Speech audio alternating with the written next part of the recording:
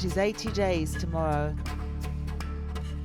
since the kidnap of more than 200 schoolgirls in northern Nigeria by the terror group Boko Haram, snatched sleeping from their dormitories in Chibok in Borno State on April the 14th.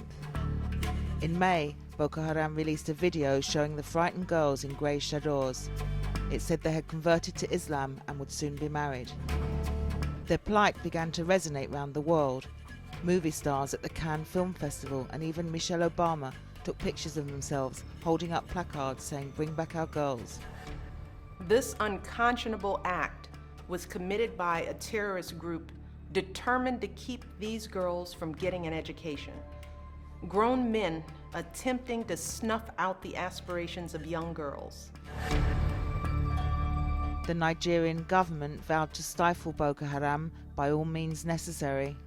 Have instructed our security forces to launch a full-scale operation to put an end to the impunity of terrorists on our soil.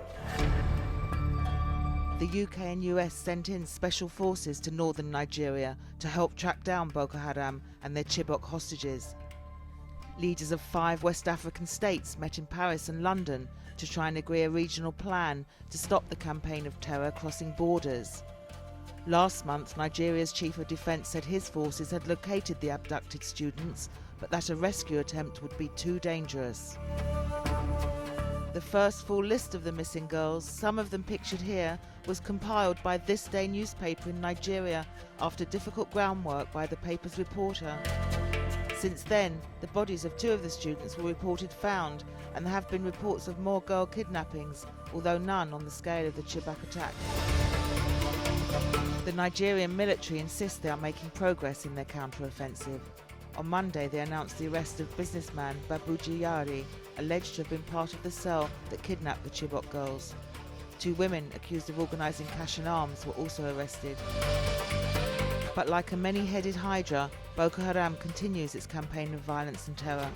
It attacked 4 more villages near to where the girls were taken Sunday, burning churches and killing at least 10. On Tuesday, 10 more people were killed in a car bomb attack in Maiduguri, capital of Borno State, where the terrorists are based.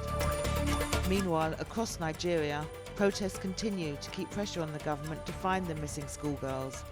The Bring Back Our Girls hashtag, first tweeted by anti-corruption politician Obi Ezekwesili, has become an international brand.